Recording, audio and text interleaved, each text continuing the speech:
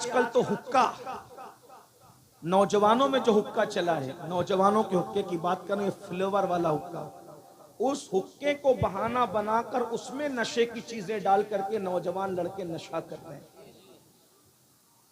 ये बुजुर्गों का जो हुक्का है, मैं उस पर कोई बात नहीं कर रहा हूं, नौजवान छोकरों की बात कर रहा हूं। हुक्के में नशे की चीजें डाल के नशा कर रहे हैं और ये नशा तुम्हें बर्बाद कर रहा है। लड़कियां तक हुक्का पी रही हैं। हैरत की बात है, एक दौर वो था कि मुसलमानों की बेटियां चाय पीने के लिए डरती थी। हालांकि चाय कोई हराम नहीं है, हमारी बेटियां चाय पीने में शर्माती थी, हमारी बेटियां किसी के सामने खाना खाने में शर्माती थी। आज भी कुछ घर की औरतें ऐसी हैं जो शौहरों के सामने खाना नहीं खाती, उन्हें शर्म आती है, शौहर के सामने कैसे खाऊं, देवर के सामने कैसे खाऊं। कुछ औरतें ऐसी है, बूढ़ी हो गई, 90 साल की उम्र को पहुंच गई, मैंने ऐसी औरतों को देखा है कि दामाद के सामने सास ने कभी खाना खाने की हिम्मत नहीं की कि मेरा दामाद बैठा। ये हया का मामला था। और आज हमारी बेटियां होटलों में अपने मंगीतर के साथ जाकर के हुक्का पी रही। ये हंसने की बात नहीं, ये हमारा दुख है। क्या नाम लेंगे लोग मुसलमानों की वो बेटियां जो कभी कौम की आबरू समझी जाती थी, आज उनका ये हाल हो गया। जिस कौम के अंदर सैयदा फातिमा का किरदार ये है कि उनके सर के दुपट्टे को कभी चांद और सूरज ने नहीं देखा, आज हमारी बेटियां मंगीतरों के साथ घूमे, बाप के कान पे जू ना रेंगे, माँ की हया को कभी गैरत ना आए। जो कौम इतनी बेगैरत हो जाए फिर उन पर जालिम मुसल्लत होंगे। और ऐसे जालिम आका फरमाते, जब तुम्हारी अय्याशियों पे अल्लाह जालिम मुसल्लत करेगा तो तुम्हारे नेकों की दुआ भी अल्लाह कबूल नहीं करेगा। तुम दुआएं करोगे भी तुम्हारी दुआएं सुनी नहीं जाएगी, क्योंकि जालिमों को अल्लाह ने तुम पे मुसल्लत किया है। हलाकू और चंगेज खान ने लाखों लोगों को कत्ल किया, कत्लेआम हुआ। क्यों? मस्जिद छोड़ चुके, उलमा का मजाक उड़ा रहे थे। और उस दौर के बाज नाम निहाद उलमा पब्लिक को उलझा रहे थे। क्या काला कलर अफजल है कि सफेद कलर अफजल, इस पे मुनाजरे हो रहे हैं, लायानी बातों पे मुनाजरे हो रहे थे।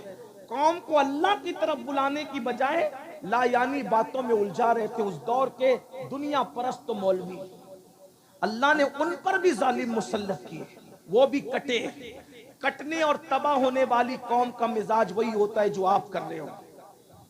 मुर्गे लड़ाए जाते थे, मुर्गे लड़ाए जाते थे, बैल लड़ाए जाते थे, ये सारी लड़ाइयां देखी जाती, ये सब कुछ कर रहे हो। फिर कहते हो मौलाना हम क्यों कट रहे हैं?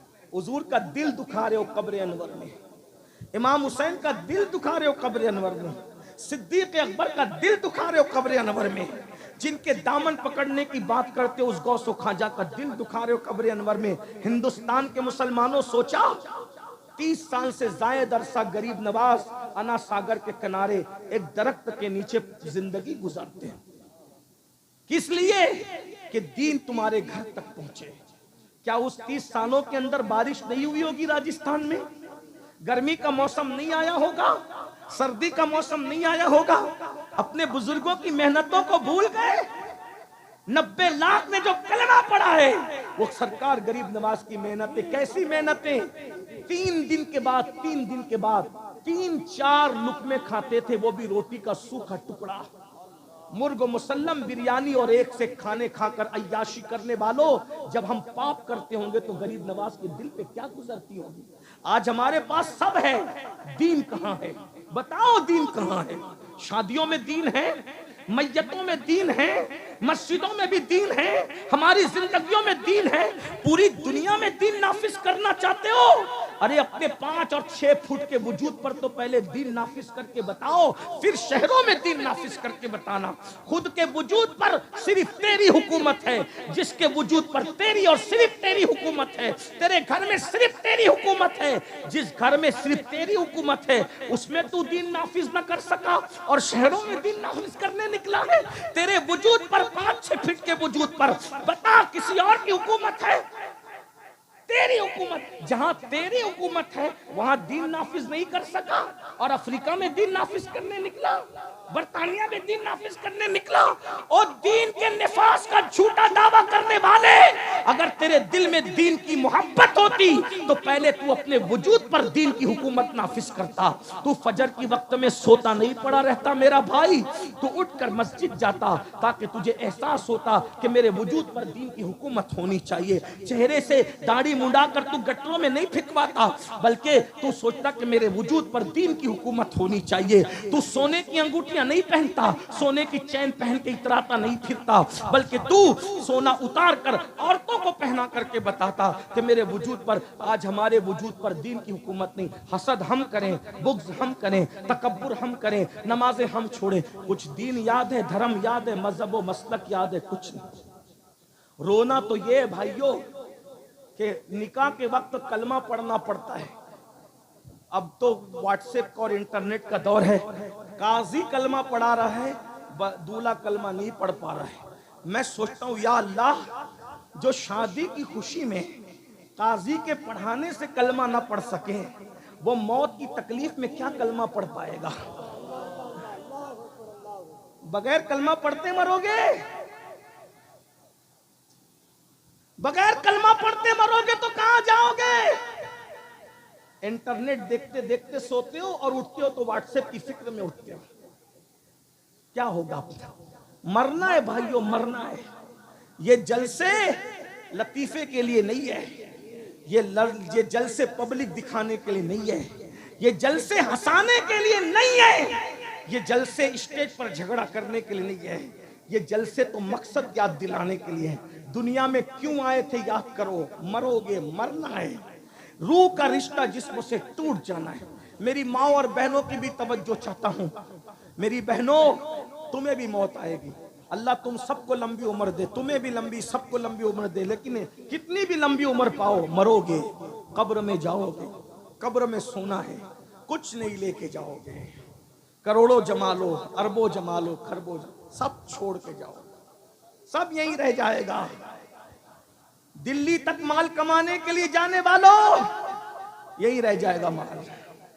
कलकत्ता और सऊदी तक माल कमाने के लिए जाने वालों, जाओ माल कमाओ, हम मना नहीं करते, लेकिन यही रह जाएगा। मैं एक जुमला कहना चाहता हूं, तवज्जो है आपकी? बहुत अच्छे से सुन रहे, तवज्जो से सुन रहे बहुत, लेकिन एक जुमला सुन लो, सुन ले। जो माल कमाने दिल्ली, कलकत्ता, मुंबई, दुबई और सऊदी तक गए थे, वो माल यहीं छोड़ के जाओगे। लेकिन जिस नेकी को कमाने के लिए बिस्तर छोड़ के मस्जिद तक नहीं जाते ना, वो नेकी तुम्हारी कब्र में तुम्हारे साथ जाएगी। भाइयों, जिसे कब्र में जाना है उसके लिए 10 मिनट नहीं निकाल रहे हो, और जिसे कब्र में साथ नहीं ले जाना है उसके लिए 12-12 घंटे मेहनत कर रहे हो, 10-10 घंटे। ये सब लोग ऐश करेंगे भाइयों, ऐश। जितना माल कमा रहे हो ना, बच्चों में बटेगा, बच्चों में। दामाद उस पे मजे करेंगे, बल्कि दामाद धमकियां देंगे तुम्हारी बेटियों को, जा तेरा बाप मर गया, हिस्सा लेकर आ, ताकि हम ऐश करें। इसी दिन के लिए झूठ बोल रहे हो, इसी दिन के लिए सूद के धंधे कर रहे हो, इसी दिन के लिए किसी का माल छीन रहे हो, इसी दिन के लिए आवारगी कर रहे हो। बताओ, सब छोड़ के जाओ। क्या सोचते हो ये बच्चे मेरे तुम्हारे मरने के बाद काम आएंगे? भाइयों, बच्चों का हक अदा करो, उन पे जुल्म मत करना, प्यार भी करो। लेकिन ये आजकल के बच्चे इतने बदमाश हो गए, हमने तरबियत नहीं की। 24 घंटे बाप को एक फोन नहीं करते, अब्बा कैसे हो? जो जीते जी तुम्हारी खैरियत के लिए फोन ना करें, वो मरने के बाद तुम्हारी कब्र पर आकर इसाले सवाब करेंगे। पीर साहब लोग इस धुन में कि उनके मरने के बाद उनके मुरीदीन उनके लिए इसाले सवाब करेंगे। भाइयों, आज के मुरीदीन इतने बदमाश है, ज्यादातर सबकी बात नहीं करता, कि पीर अगर बेटी की शादी में निकाह पढ़ाने ना आए तो पीर से बैत तोड़ करके फौरन पीर बदल करके दूसरे से मुरीद हो जाता है। आजकल ये हाल, किससे दिल लगा रहे? मेरी बातें कड़वी जरूर है, लेकिन मैं सच्ची बात कर रहा हूं। पीरों को चाहिए मुरीदों से दिल न लगाए, खतीबों को चाहिए सुनने वाले सामीन से दिल न लगाए। ये अभी तारीफ कर रहे हैं, पीठ पीछे जाके बोलेंगे हजरत तो ये कह रहे थे, हजरत वो कह रहे। कोई किसी से दिल ना लगाए, दिल लगाना है आमिना के लाल से लगाओ। प्यार सबसे करो, मोहब्बत सबको दो, लेकिन दिलदार से लगाओ, दिल सिर्फ एक से लगाओ। ये बेवफाओं से दिल क्या लगा रहे हो? जो जाने वफा है उससे दिल लगाओ। भाइयों, कोई कब्र में नहीं आएगा, जाने वफा आमिना का लाल कब्र में आना है।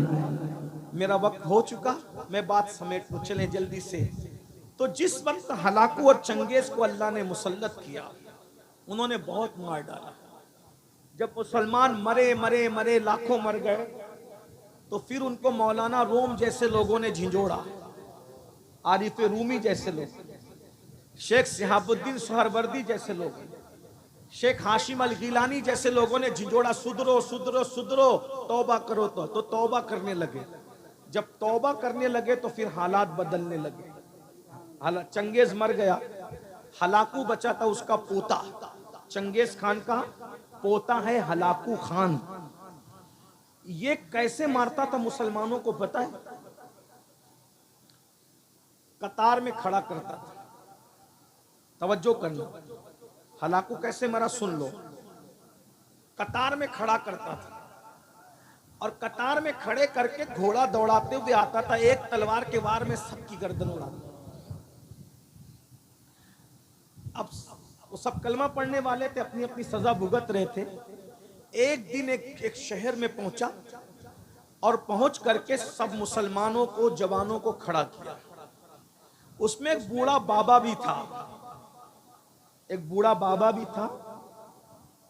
तो जैसी पहली सब ने उसको खड़ा किया, तो जैसी काटते काटते काटते काटते आया, तो जब उसकी बारी आई तो वो फौरन दूसरी सफ में चला गया, बच गया। हलाकू ने उसकी मजा लेनी चाहिए कि दूसरी सफ में तो खड़ा ही है, उसको कट नहीं है। दूसरी सफ में फिर गया तो वो तीसरी सफ में चला गया, उसकी बारी आई, चौथी सफ में चला गया। सारी सफें तो खत्म होनी थी, सारी सफें खत्म हो गई और वो पीछे हो गया। अब अकेला बचा वो बाबा, अकेला बचा।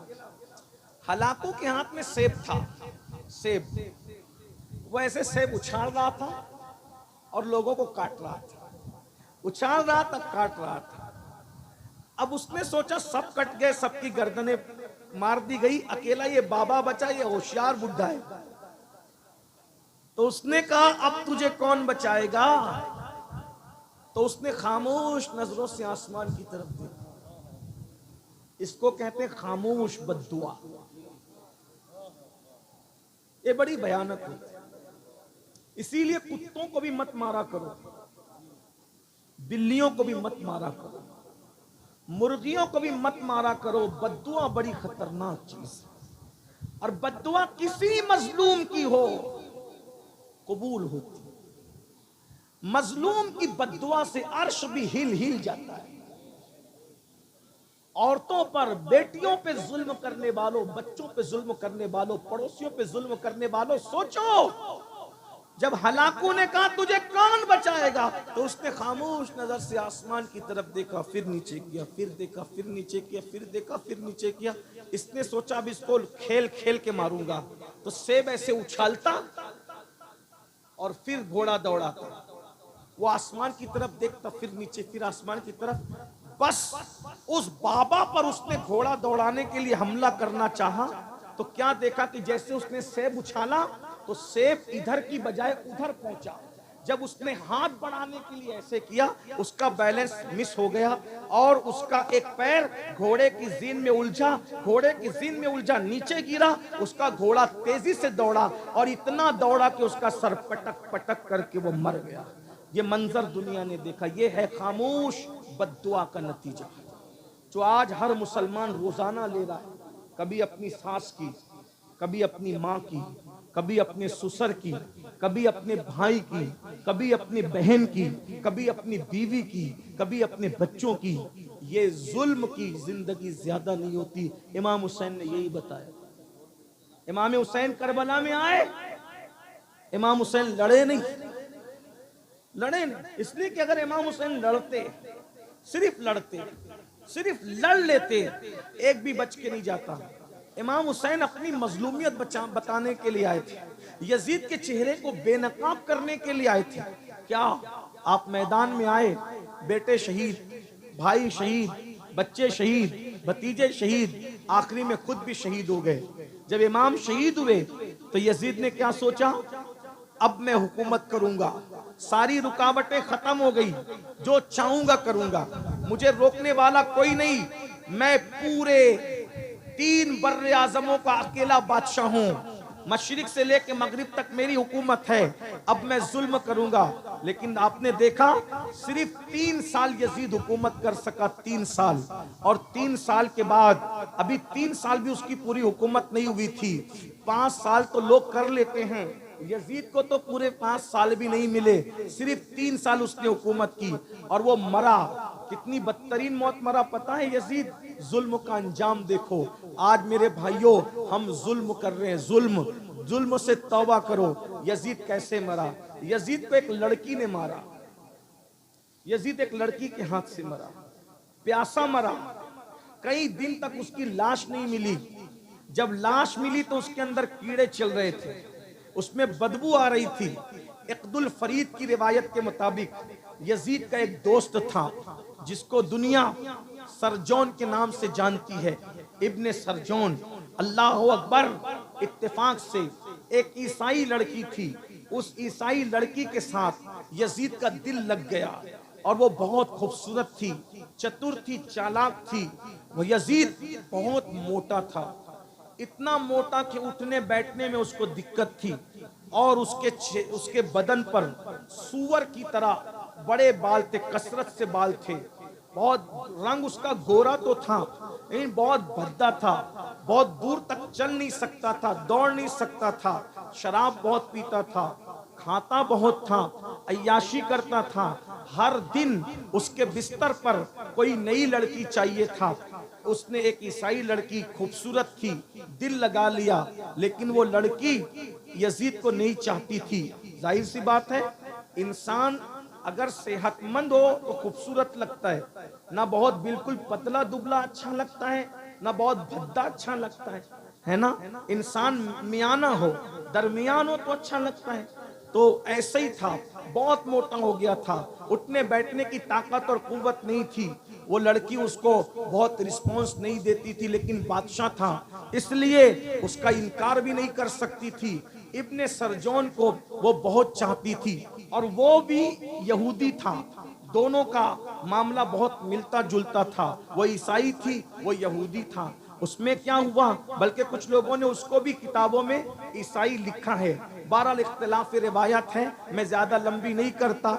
एक दिन, और ये इसका बचपने का दोस्त भी था, करबला के मार्के में उसका भी हाथ था। इब्ने सरजोन ने जैसे उस लड़की को कहा कि यजीद से तेरे ताल्लुकात बढ़ते हुए लग रहे हैं, वो शायद तुझे बख्शेगा नहीं, उसने कहा मैं उसका किस्सा तमाम कर दूंगी। फिर उसके बाद उसने यजीद को कहा, यजीद मेरा दिल चाहता है तुम्हारे दरबार के अंदर कुछ करने की बजाय हम जंगलों की सैर करें, और तुम्हारा लश्कर उसमें मुखिल होता है, इसलिए लश्कर साथ नहीं रहना चाहिए। फिर उसने क्या किया, उसने यजीद को वर्गलाया, यजीद तैयार हो गया। अय्याश तो था ही, और एक बात याद रखना, अय्याश लोगों का बहुत बुरा खात्मा होता है। आजकल कुछ लड़के हमारे दरमियान भी ऐसे हैं, वो लड़कियों को फरेब देते हैं, मोहब्बत के जाल में फांसते हैं, फिर उनके साथ जिना करते हैं, आबरू खत्म करके फिर किसी दूसरे के तलाश में, फिर किसी तीसरे के तलाश में। आजकल लड़के ये गंदगी कर रहे हैं। याद रखो, मुझे ये सब बातें करने का शौक नहीं, मेरा अल्लाह जानता है। मैं निजी महफिलों में भी मोहतात गुफ्तगू करने का आदी हूँ अल्हम्दुलिल्लाह, लेकिन मजबूर हैं। कौम जब बीमार हो जाए तो फिर उसको सुधारने के लिए जलसों में ये बात ना करूं तो कहां करूं। मेरा दिल तड़पता है, मैं तुम्हें क्या कह दूं। वल्लाह मेरा अल्लाह नियतों को जानता है। अगर मुझे ये यकीन होता कि तुम्हारे पैर पकड़ने से तुम सुधर जाओगे तो मैं एक एक आदमी के पैर पकड़ के कहता कि सुधर जाओ, वरना कब्र की दुनिया बड़ी तारीख है, कब्र में बड़ा सख्त अजाब है। अल्लाह के अजाब से डरो, इन्ना बत्श रब्बिका लशदीद, तेरे रब की पकड़ बड़ी सख्त है। भाइयों सोचो, जो औरतों पे बदनजरी करता है, जब उसको मरते वक्त जबान पे कलेमा नहीं आता, तो जो लोग जिना करते होंगे उनका क्या हाल होगा, जो लोग शराब पीते होंगे उनका क्या हाल होता होगा, जो लोग जुआ खेलते होंगे उनका क्या हाल होता होगा। इसलिए भाइयों, मरना है, मौत की तैयारी करो, आखिरत की तैयारी करो, अल्लाह को मुंह दिखाना है, खुदा की बारगाह में हाजिर होना है, अल्लाह से अपना रिश्ता जोड़ो, अल्लाह से सुलह कर लो। बहुत दूर हो गए अल्लाह से, अल्लाह नाराज हो गए हमसे, अल्लाह की रहमतें रूठ गई हमसे, अल्लाह को मना लो, थोड़ा वक्त निकाल लो।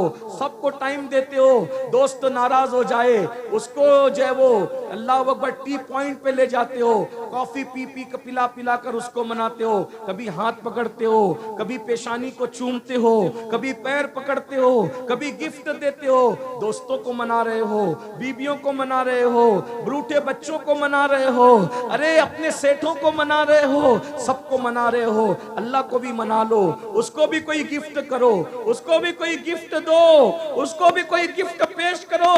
क्या पेश करोगे अल्लाह को? उसको चाय तो नहीं पेश कर सकते, उसको काफियां तो नहीं पेश कर सकते, उसे खाने और कपड़े तो नहीं पेश कर सकते, क्या पेश करोगे अल्लाह को? मैं बराज बता देता हूँ, बहुत कीमती गिफ्ट बताता हूँ, उसको बहुत पसंद है, उसको बहुत पसंद है, उसके यहाँ उसकी बड़ी अहमियत है। अल्लाह अकबर, अल्लाह अकबर क्या है? वो आजिजी के आंसू है, वो निदामत के आंसू है। जब ये आंसुओं के मोतियों को रात के आखिरी हिस्से में मुसल्ले पे बैठ के अल्लाह को पेश करोगे कि मान जा अल्लाह, मान जा अल्लाह, वो मान जाएगा, वो राजी हो जाएगा। और एक बात बताऊं, अरे सबको मनाना मुश्किल है, रब को मनाना बहुत आसान है। तो आंसू पेश कर दोगे, राजी हो जाएगा, मान जाएगा। एक बात बताऊं, अरे सबसे बातें करते हो, कभी थोड़ा वक्त निकाल कर अपने अल्लाह से भी कुछ, हाँ अपने अल्लाह से भी कुछ, अपने अल्लाह से भी कुछ सरगोशियों का शरफ हासिल कर लो। इस माना में अपने अल्लाह की बारगाह में मुसल्ले पे बैठो, वुजू करके 2 रकत नफिल पढ़ो और उससे कहो, अल्लाह मेरी रोजी नहीं चल रही है, मेरी रोजी का मामला दुरुस्त कर दे, मेरी बेटी को रिश्ते नहीं आ रहे हैं, मेरी बेटी के रिश्ते का मामला कर दे, अल्लाह पाक मैं परेशान हूं, मेरी परेशानी दूर कर दे, मेरा भाई जेल में उसे छुड़ा दे। आपसे पूछता हूं, आपका अल्लाह तो आपकी शहरत से ज्यादा करीब है। अरे पीर साहब बिलासपुर में रह सकते हैं, पीर साहब मालेगांव में रह सकते हैं, पीर साहब मुरादाबाद में रह सकते हैं, लेकिन अल्लाह साहब कहाँ? अल्लाह साहब तो शहरत से ज्यादा करीब है, हमारी जान से ज्यादा करीब है। अरे वजीफे लेने के लिए 300-300 किलोमीटर का सफर तय कर रहे हो, आंसुओं को पेश करने से बड़ा वजीफा क्या है? अल्लाह की बारगाह में अर्जियां लगाना सीखो। हमारा मजहब यहूदी और ईसाइयों का नहीं है कि राहिब को पकड़ के ले जाएंगे तो ही काम बनेगा, अरे फादर को ले जाएंगे तो ही काम बनेगा। हमारे आदर फादर किसी की जरूरत नहीं है, हमारे यहाँ बस इतना है, जहां बैठे हो वहीं उसके महबूब का वसीला पेश करके अपनी बात अर्ज करो। वो सुनता भी है और वो जानता भी है और वो मसाइल को हल भी करता है। मुझे कोई एक बंदा खड़े होकर बताए किसका मसला ऐसा है जो अल्लाह हल नहीं कर सकता? बताओ, अगर मुसलमान हो तो मुझे बताओ, कौन सा बड़ा मसला ऐसा है जो मेरा अल्लाह हल नहीं कर सकता? है कोई ऐसा मसला? अरे मसाइल तुम्हारे लिए मुश्किल है, उसके लिए कोई मुश्किल नहीं है, उसके लिए कोई अल्लाह को मानो, अल्लाह से दूर हो गए हो। मेरी बहनों, और ताबीज गंडों के चक्कर में पंडित और पुजारियों के घर तक जाने वाली औरतों, आबरू को दांव पे लगाने वाली औरतों, मेरी बहनों, अरे तुम्हारा अल्लाह तो तुम्हारी शहरत से ज्यादा करीब है। पुकार के देख राबिया बशरी की तरह, पुकार के देख आयशा सिद्दीका की तरह, पुकार के देख फातिमा ज़हरा की तरह, फिर वो मदद ना आए तो फिर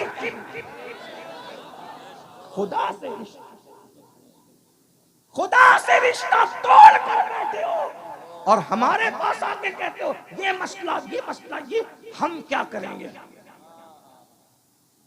तुम्हारा मसला जितने अच्छे अंदाज में तुम गिड़गिड़ा के अल्लाह को पेश कर सकते हो, अमीनुल कादरी नहीं पेश कर सकता, क्योंकि जो कांटा तुम्हें चुभा है, जितना दर्द तुम्हें है, उसका दर्द अमीनुल कादरी को नहीं है। मेरा सर का दर्द जितना मैं जानता हूं उतना तुम नहीं जानते। मोहब्बत अपनी जगह, ताल्लुक अपनी जगह, लेकिन मेरा दर्द मैं डॉक्टर को जितने अच्छे अंदाज से बता पाऊंगा, मेरी बीवी नहीं बता पाएगी, मेरा बेटा भी नहीं बता पाएगा। अरे जब दुनिया के डॉक्टर के पास अपने दुख को बताने के लिए खुद जाते हो, तो अल्लाह जो तबीब हकीकी है, अपने दुखों को बताने के लिए अल्लाह की बारगाह में आओ। अगर तुम्हारा मसला हल न हो तो तुम्हारा जूता मेरा सर है, इतनी बड़ी बात कह जा रहा। क्योंकि मुझे अपने अल्लाह पे यकीन है, कोई मसला नहीं। गिड़गिड़ाओ, कब गिड़गिड़ाओ? जब सब सो चुके हो। नमाजी सो जाएं, हाजी सो जाएं, गाजी सो जाएं, इमाम साहब सो जाएं, सैयद साहब सब सो जाएं, तो तुम उठो, वुजू करो। रात के आखिरी पहर में जब सब सन्नाटा हो और 2 रकत नफिल पढ़ के पहले तौबा करो अपने गुनाहों से, उसको मनाओ और जिस लहजे में चाहो, उर्दू, हिंदी, मराठी, अरबी, उसके यहाँ सब सुना जाता है।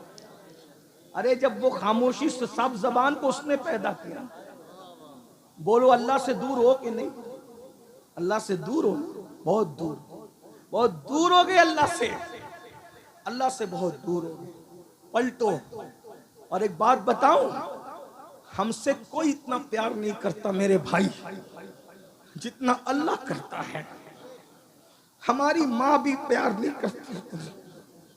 माँ अगर हमारा ऐब देखती है तो हमारे अब्बा से कहती है कि बच्चा बिगड़ गया। हमारे बड़े भाई को कहती है कि तेरा छोटा भाई बिगड़ गया। लेकिन अल्लाह हमारे कितने ऐब देख रहा है, कभी किसी को नहीं बताया। भाइयों, ये ऐब ही तो छुपाने की बरकत है कि तुम इज्जत से यहां बैठे हो और हम इज्जत से यहां बैठे। अगर वो ऐब ना छुपाता तो ना मैं यहां बैठने के काबिल था, ना तुम वहां बैठने के काबिल। उसकी मोहब्बत का एहसास करो ना। हम माँ बाप की नाफरमानी करें तो माँ बाप कहते निकल मेरे घर से, लेकिन उसकी रोज नाफरमानी हजारों बार कर रहे। ना उसने हमारा खाना बंद किया है, ना पानी बंद किया है, ना इज्जत देना बंद किया है। अल्लाह के बंदो तुम सब बने हो, अल्लाह के बंदे कब बनोगे? तुम कब बनोगे उसके बंदे? कब बनोगे उसके बंदे? कब तुम उसकी मोहब्बत को समझोगे? वो करोड़ों माओं से ज्यादा प्यार करता है मेरे भाई। उसकी मोहब्बत बताऊं तुम्हें कैसी मोहब्बत करता है। वो अपने बाज अंबिया से भी ऐब छुपा लेता है। वो अपने बाज नबियों को भी अपने बंदों के ऐब नहीं बताता। एक रिवायत मैंने पढ़ी, इमाम गजाली की लिखी हुई, उसको पेश कर रहा हूं, फिर मैं बात इख्तिताम को पहुंचाता हूं। एक बंदा था मेरी तरह, मुजरिम, पापी, गुनहगार। याद रखना, 5 वक्त की नमाज भी पढ़ के कभी अपने आप को नेक मत समझना। दाढ़ी रख के भी कभी, जो नेक अपने आप को समझे उससे बड़ा पापी कोई नहीं। इसका ख्याल करना। हमेशा अपने आप को पूरी मखलूक में सबसे ज्यादा गुनहगार समझा करो। ये आजिज़ी आपके पास। और हम तो हैं ही गुनहगार। नेक लोगों को गुनहगार समझने का हुक्म है, हम तो हैं ही गुनहगार। 40 साल तक उसने अल्लाह का कभी नाम भी नहीं लिया। हमारी तरह हमारे भी कई कई हफ्ते गुजर जाते हैं, अल्लाह का नाम कभी नहीं लेते। 3-3 घंटा फिल्म देखते हैं, अल्लाह का नाम नहीं लेते। दूर है अल्लाह से, बहुत दूर है। 40 साल तक अल्लाह का नाम नहीं लिया। अल्लाह ताला ने उस बस्ती में बारिश बंद कर दी। मूसा अलैहिस्सलाम का जमाना था, सारी पब्लिक आई अल्लाह के पैगंबर के पास। मूसा, बारिश बंद हो गई, खेत सूख गए, दरिया, नाले, नदी सब सूख गए, चलो ना दुआ करो। हजरत मूसा अलैहिस्सलाम ने कहा ऐलान करो, कल जाएंगे, दुआ करेंगे, शहर के किनारे पे जाके गिड़गिड़ाएंगे, अल्लाह से मांगेंगे। 70,000 पब्लिक जमा हो गई, पानी की जरूरत सबको थी। शहर के किनारे पे पहुंचे, अल्लाह के कलीम ने हाथ उठाए, हाथ उठा के कहा अल्लाह बारिश बरसा दे, बारान रहमत का नुज़ूल कर दे। अल्लाह ने कहा तेरी दुआ कबूल है मेरे प्यारे, कर दूंगा, लेकिन आज नहीं। क्यों? अभी नहीं। क्यों? कलीम थे, क्यों कह दिया? क्यों? इसलिए कि 70,000 के इस मजमे में एक बंदा है जिससे मैं नाराज हूं, उसी की वजह से बारिश रोक दी है, उसको बाहर करो। वो बाहर निकलेगा तो बारिश करूंगा, वरना नहीं करूंगा, नाराज हूं उससे। कहते हैं नाराज भी तो अपनों ही से हुआ जाता है। जो अपने होते हैं नाराजगियां उन्हीं से होती, शिकवे उन्हीं से होते है ना। जो दुश्मन हो अगर अपने बेटे की शादी में ना आए तो हमें कुछ होता है नहीं, लेकिन जो चहीता ना आए, 1000 लोग आए, एक ना आए, कहते तू नहीं आया। 1000 आए उसकी खुशी नहीं, लेकिन जो महबूब है उसके ना आने का गम होता कि नहीं होता? अल्लाह गमों से पाक है। अल्लाह हर नफा नुकसान से पाक है, लेकिन कुछ बातें मिलाने को नहीं, सिर्फ समझाने को की जाती है। इरशाद हुआ उससे नाराज है मूसा, 40 साल तक मेरा नाम तक नहीं लिया उसने, नाफरमानी करता रहा, नाराज है, निकालो उसको, भगाओ उसको यहां से। अल्लाह 70,000 का मजमा है, मैं नहीं पहचानता उसको, वो कौन पापी है। इरशाद हुआ तुम आवाज लगाओ, आवाज हम पहुंचा देंगे। हजरत मूसा ने कहा ए वो शख्स, 40 साल तक तूने अल्लाह का नाम नहीं लिया, अल्लाह तुझसे नाराज है, तेरी वजह से बारिश रोक दी है, निकल जा यहां से, तेरी वजह से पूरी कौम परेशान है। आदमी अपने आप को खुद जानता है। अगर मैं ये कहूं इतने बड़े मजमे में जो मां से लड़के आया बाहर निकले, सब शांत तो बैठेंगे, जो लड़ा है उसको पता चलेगा कि मुझी से कहा जा रहा है। मुजरिम खुद अपने आप को जानता है। ऐसा ही कुछ लोग शराब पीते हैं, शराब पे तकरीर करो तो उनको लगता है मौलाना कान भर के तो नहीं लाए गए, नहीं, उन्वान था लेकिन लग गई जहां लगनी थी। ऐसे ही हुआ। इरशाद होता है 40 साल तक मेरे अल्लाह का नाम नहीं लिया, निकल जा बाहर, तेरी वजह से पूरी कौम परेशान है। वो होशियार था, मुसलमान था, गुनेगार था, गद्दार नहीं था, अल्लाह पर यकीन था। इधर उधर देखा, समझ गया अब मेरी शामत है। 70,000 का मजमा, नबी का ऐलान, खुदा का हुक्म, मेरी वजह से बारिश रुकी, निकलूंगा तो क्या करेंगे, मार डालेंगे। क्या किया, अल्लाह अल्लाह है, चादर उठाई, सर पे डाला, मुंह छुपाया और छुपा के कहता है मौला एहसास हो गया तू मुझसे प्यार कितना करता है, मैं तो तुझे भूला लेकिन तूने मुझे नहीं भूला। अरे नाराज हुआ, याद तो रखा ना, ये नाराजगी भी याद ही तो रखने की अलामत है, तू मुझे भूला नहीं। और मौला मुझे आज एहसास है मैं पापी हूं, मैं निकलूंगा मैं रुस्वा हो जाऊंगा, मेरे रुस्वा करके क्या तेरा कोई फायदा होगा, तू तो फायदे से पाक है, मेरे रुस्वा करने में तुझे कोई फायदा है नहीं, तू तो फायदे से पाक है, और मुझे माफ करने में तेरा कोई नुकसान है नहीं, तू नुकसान से पाक है, माफ कर दे आज।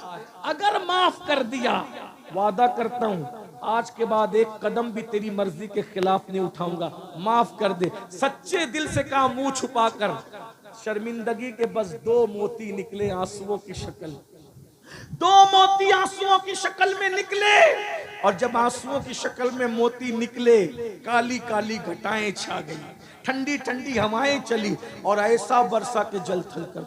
हजरत मूसा ने कहा हमसे तो कहा था जब तक वो निकलेगा नहीं बरसाएंगे नहीं, क्यों बरसाया, कैसे बरसाया, महबूब थे ना, कलीम थे, बोल पड़े। इरशाद हुआ मूसा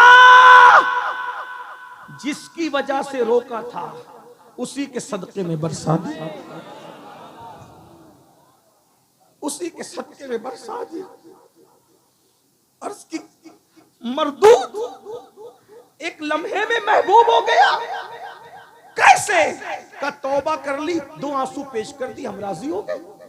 उसने कहा कि एक लम्हा एक भी अब आपकी मर्जी के खिलाफ नहीं चलेंगे, राजी हो जा, राजी हो गए, माफ कर दिया, उसी के सदके में बरसा दिया। अब बड़ी बात, उससे बड़ी, माफ तो हो गया वो।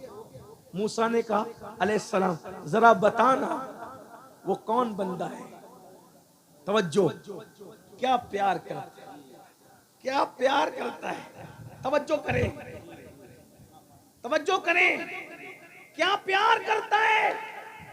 अर्ज की मौला बताना वो कौन है जिसकी वजह से बरसाया, तौबा कबूल की। जवाब आया नहीं बताऊंगा, नहीं बताऊंगा। क्यों? अरे जब पापी था मैं उससे नाराज था, वो पापी था मैं उससे नाराज था, तब मैंने उसके ऐब पे पर्दे डाले। अब तो तौबा करके महबूब बन गया है, अब उसको बता करके रुसवा कैसे कर दूं।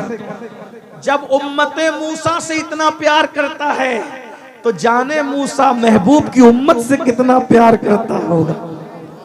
उसका प्यार महसूस करो ना, आओ उसके घर, सबके घर जाते हो ना, उसके घर भी आओ ना, सबके पास तोहफे देते हो ना, उसको भी तोहफे दो ना। उसको तोहफा देने का तरीका तो बताया, आंसू पेश करो, 50 रुपए किसी गरीब को दे दो, अल्लाह मैं तुझे तो कुछ नहीं देता, ये तेरे नाम पे किसी गरीब को दे रहा हूं। किसी को खाना खिला दो, तेरे नाम पे किसी को कपड़े पे ना रहूं, किसी को राशन भर दो, खा के जो सुकून नहीं मिलता वो खिला के ना मिले तो फिर कहें। एक दिन किसी ने मौला अली से कहा, अली, अल्लाह ने ये हाथों में जोड़ पैदा किए, जोड़, अगर ये जोड़ पैदा नहीं होते तो इस तरह लुकमा नहीं जाता ना। तो मौला अली कहते अगर जोड़ नहीं होता तो अली को ज्यादा मजा आता। ये जोड़ है तो भी मजा है, लेकिन नहीं होता तो भी ज्यादा मजा आता। कहा वो क्यों? कहा जोड़ है तो लुकमा यूं आता है, नहीं होता तो यूं जाता है, और यूं आने के बाद बदबू बनता है, और यूं जाने के बाद जहन्नम से निजात का जरिया बनता है। गौसे पाक कहते मैंने नेकियों के दफ्तर को उलट पलट कर देखा, खाना खिलाने से बड़ी मुझे कोई नेकी नजर नहीं आई। इसीलिए देख लो, गौस पाक के यहाँ भी लंगर, गरीब नवाज के यहाँ भी लंगर, साबिर पाक के यहाँ भी लंगर, बाबा फरीद के यहाँ भी लंगर, वारिस पाक के यहाँ भी लंगर। ये अल्लाह वाले खाने वाले नहीं थे, खिलाने वाले थे।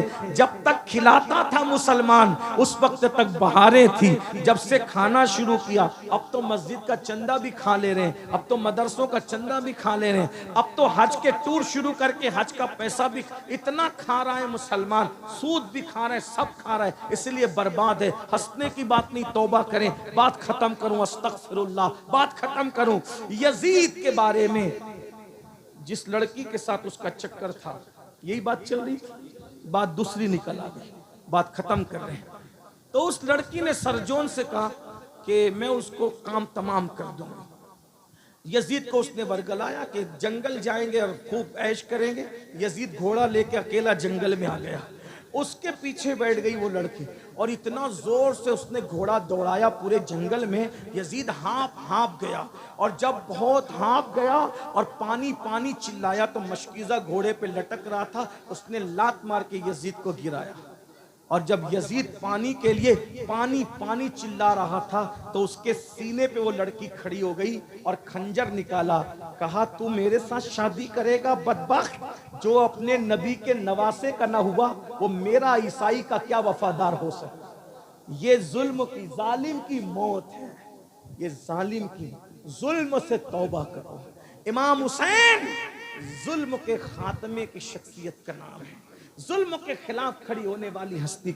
और जब उसको काटा, काटने के बाद सरजोन के साथ जो गायब हुई, उसके बाद ना सरजोन का पता चला ना उस लड़की का पता चला। यजीद को लोगों ने ढूंढा, नहीं मिला, कहीं तक ढूंढा, नहीं मिला। बिल आखिर कई दिनों के बाद लोग जंगल में गए तो देखा कि लाश में कीड़े चल रहे थे, बदबू आ रही थी। उसी हालत में उसको लाया गया और इबरतनाक अंदाज से उसकी तदफीन हुई। ये इमाम हुसैन उस हस्ती का नाम है जिसने जुल्म के खिलाफ आवाज उठाई है। इसलिए जुल्म की तरफ मत जाओ। अगर सच्चे हुसैनी है, औरतों पे जुल्म मत करो, बच्चों पे मत करो, पड़ोसियों पे मत करो, इमामों पे भी मत करो। अगर ट्रस्टी लोग मौजूद है तो वो सुन लें। आपके यूपी में, आपका यूपी कह रहा हूं आज, वरना हर रियासत हमारी है, लेकिन बात बड़ी कहने लगा इसलिए आपका यूपी कह रहा। आपके यूपी में 5 लाख तो जलसे पे खर्च करते हो, लेकिन इमाम की तनख्वाह नहीं बढ़ाते तुम लोग।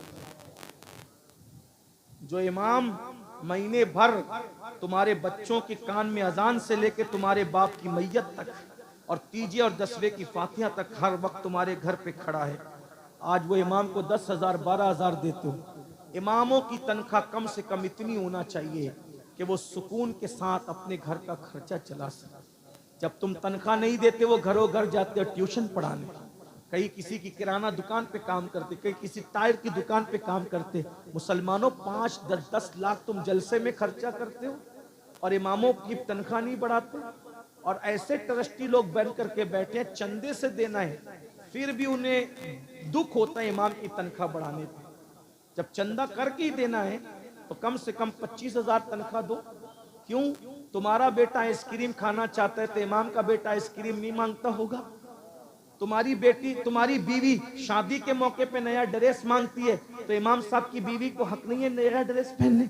इसीलिए हो क्या रहा है पता है? मुकर्रिर तो हमारे यहाँ बहुत मिल रहे हैं, नातखां तो बहुत मिल रहे हैं, नाजिम तो बहुत मिल रहे हैं, लेकिन अच्छे इमाम नहीं मिल रहे हैं। क्योंकि हम मुकर्रिरों की इज्जत कर रहे हैं, उनको अच्छा नजराना दे रहे हैं, नातखानों की इज्जत कर रहे हैं, उनको अच्छा नजराना दे रहे हैं। नकीब आता है, सिर्फ झूठ बोलने आता है तुम्हारा नकीब, बड़ी माजरत के साथ सब नकीबों की बात नहीं कर रहा हूं।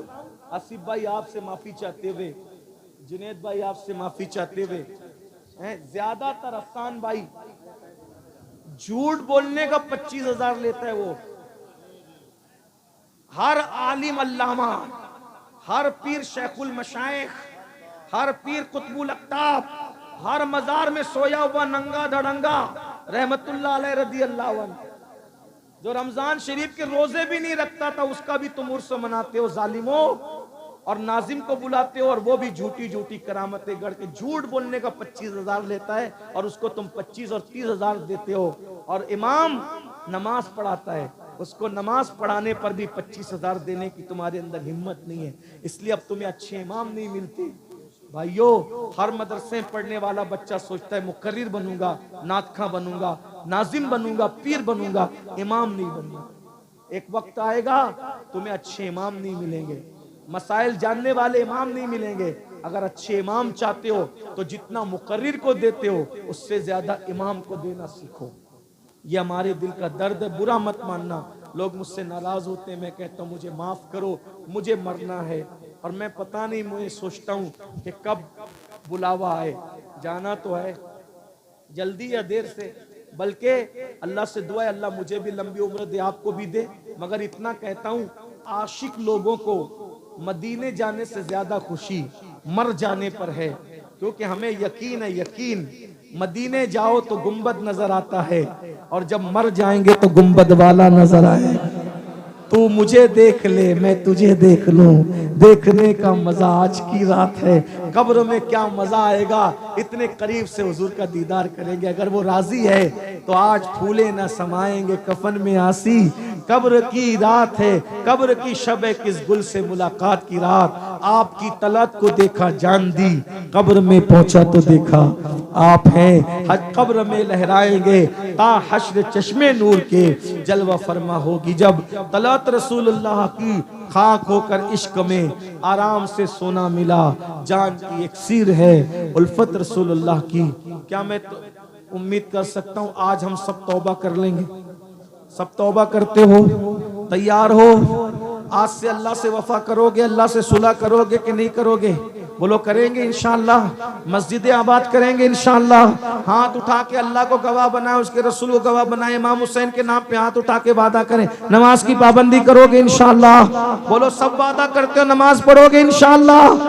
आज से हराम खाना छोड़ोगे इंशाअल्लाह। औरतों पे पाप की नजरें डालना छोड़ोगे इंशाअल्लाह। जो जो चीजें हुजूर को, इमाम हुसैन का दिल दुखाती उससे बचेंगे इंशाअल्लाह। ढोल बाजे तमाशों से बचेंगे इंशाअल्लाह। शादियों में डीजे लगाने से बचेंगे इंशाअल्लाह। खतना हो, शादी हो, तीजा हो, चहलुम हो, अजमत रसूल के जलसे करेंगे इंशाअल्लाह। हश्र तक डालेंगे हम पैदाइश मौला की धूम, मिस्ल फारस नजद के किले गिराते जाएंगे, खाक हो जाएं अदू जल कर मगर हम तो रजा, दम में जब तक दम है जिक्र उनका सुनाते जाएंगे। गुफ्तगू के दरमियान कोई गलती हो तो अल्लाह ताला माफ कर दे। अस्तगफिरुल्लाह रब्बी मिन कुल्ली ज़म्बिन व अतूबु इलैहि, ला इलाहा इल्लल्लाह मुहम्मदुर रसूलुल्लाह व मा अलैहि।